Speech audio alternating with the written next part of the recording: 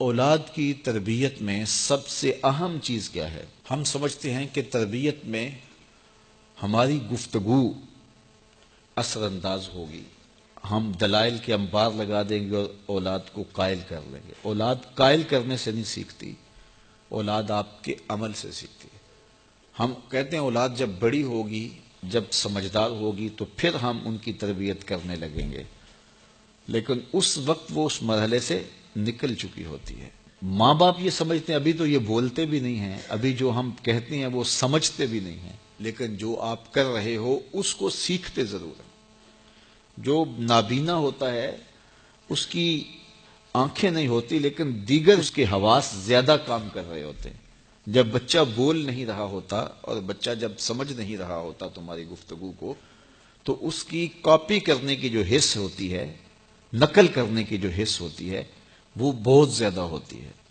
تو وہ وقت ہوتا ہے اولاد کو سکھانے کا۔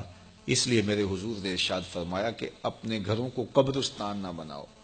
یعنی جس طرح قبرستان میں کبھی نماز نہیں پڑھی جاتی، تو تمہارے گھر کے اندر نماز نہ پڑھی جا رہی ہو تو بچے کہاں سے سیکھیں گے؟ تو گھروں کے اندر مصلی ہونے چاہیے، گھروں کے اندر ماں بھی نماز پڑھے اور گھر کے بڑے افراد بھی اور باپ بھی، تو بچے پھر سیکھیں گے اور خود مصلی پہ کھڑا ہونا شروع ہوں گے۔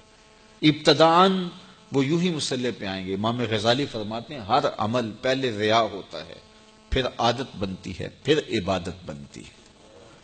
تو پہلے وہ ویسے ہی دکھلاوے کے لیے مصلی پہ آئیں گے، پھر آہستہ آہستہ ان کی عادت بنے گی، پھر اس کے بعد وہ عبادت بن جائے گی۔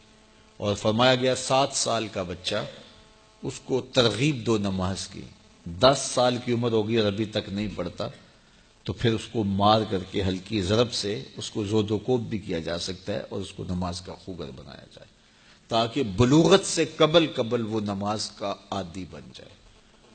اور آپ کو یہ بتاؤں کہ جو عمل بچے بچپن میں کرتے ہیں بلوغت سے پہلے، مثال کے طور پہ نماز پڑھتے ہیں، ابھی ان پہ نماز فرض نہیں ہوئی، واجب نہیں ہوئی۔ اس طرح چھوٹے بچے روزہ رکھ لیتے ہیں، 8 سال کے، 7 سال کے، 6 سال کے بچے روزہ رکھ رہے ہوتے ہیں۔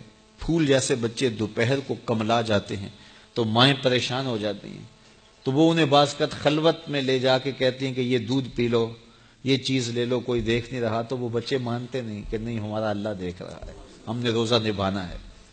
تو وہ شام کے وقت کتنے بے دل سے ہوئے ہوتے ہیں، لیکن اس کے باوجود روزہ نبھا جاتے ہیں۔ اس طرح عمرہ کرتے ہیں بچے، حج کرتے ہیں بچپن کے اندر، اسی طرح جو ہے وہ نمازیں پڑھتے ہیں اور دیگر نیک عمل کرتے ہیں۔ تو وہ ابھی تو نہ ان کے لیے نماز واجب ہوئی، نہ ان کے لیے روزہ واجب ہوا، تو وہ بچے بلکہ شب بیداریاں کرتے ہیں، راتوں کو جاگتے ہیں بچے۔ یہ حفظ القرآن جو بچے کر رہے ہوتے ہیں، تو یہ اتنی زیادہ محنت کر رہے ہوتے ہیں کہ آدھی رات اٹھ کے تو اپنا سبق یاد کر رہے ہوتے ہیں اور سارا دن قرآن مجید پڑھ رہے ہوتے ہیں۔ اس طرح سے نظامی کے بچے جو ابھی نابالغ ہوں، تو جو بچے ابھی بالغ نہیں ہوتے، تو جو عمل کرتے ہیں وہ نمازیں ہیں، روزے ہیں، حج ہے، عمرہ ہے یا کوئی اور نیک عمل ہے، سارے کا سارا ثواب ماں باپ کے نامہ اعمال میں درج ہوتا ہے۔